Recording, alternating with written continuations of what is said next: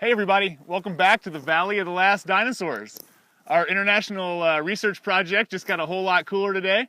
The Royal Ontario Museum is here, all the way from Canada, so you guys get the award for longest travel.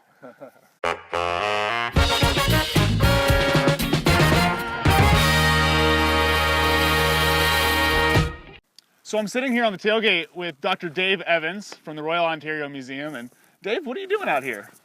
Well, first and foremost, I'm out here to do research. I study rocks that are about the same age in Canada, in Alberta, has a great fossil record. But I'm interested in a lot of the same questions that Tyler and his team are interested in, the extinction of dinosaurs and how dinosaur diversity and their whole fauna and ecosystems are changing leading up to the KPG extinction. Oh, cool. And so I'm here to do research with Tyler. Oh, that's great. So yeah, you're plugging him into the project you're working on then, I guess. That's right. I mean, what we're trying to do is build up one of the largest data sets to address the extinction of the dinosaurs. And we have a research area that's about 450 square miles, so it's a big area.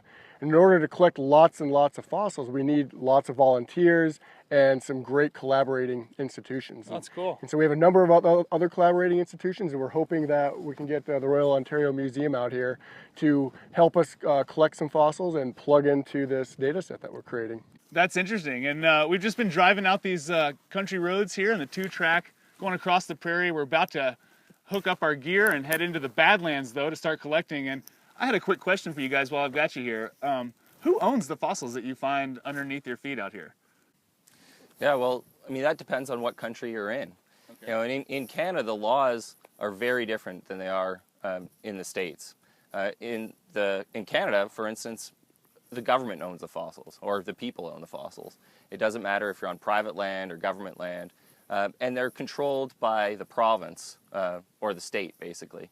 And a secondary motivation for being out here for me is to actually collect some fossils and bring them back to the Royal Ontario Museum, because in Toronto, I'm in a province, Ontario, that doesn't have any dinosaurs. And so when we go out to Alberta to collect, we have to send all that stuff back to the province. It's great for research, but as a curator, I'd love to build a collection, and this offers the opportunity to do that. Oh, cool. So you come all the way to the United States to get dinosaurs for your research and for building the ROM collection. Yeah, that's right. That's cool. Here in the U.S., it's really the only country in the world where if you own the land, you own the fossils. Oh, wow. And so in this whole area here, you don't see many fences behind us, but it's a whole patchwork of land. We have a bunch of federal land mixed in with private land. And if you own the land, then you own the fossils. And if the fossils are found on federal land, Bureau of Land Management land, for example, then again, those fossils, just like Dave was saying, they're owned by the government. They're owned by the people. And so if you're a federal repository, like we are at the Denver Museum, we're able to get permits and then go out and collect the fossils on federal land. Well, that's great, because I understand, you know, it's one collective natural history that we all share. So I guess it's very important for these fossils to end up in a repository where we can do the research that we need to understand the history of life on Earth, right? Yeah, that's right. So, you know, the private ownership of fossils create a big commercial market in fossils as well. And so we're hoping to work a private branch out here, and rather than those fossils going into private collections, to bring them into the public trust, bring them to the Royal Ontario Museum of Toronto, where everyone can enjoy them and study them. Well, that's an interesting situation we've got here. I didn't realize it was quite so political, but I guess it's important to know where you are before you start digging and collecting fossils. And do we know where we're going today? We do. Yeah, we have a differential GPS, so we know precisely where we are.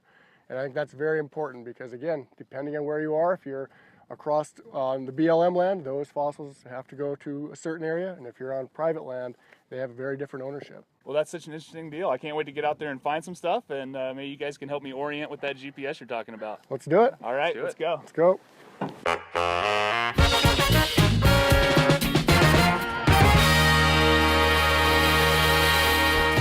Yeah, and Toronto's rocking, you know. Like, who doesn't want to visit Toronto?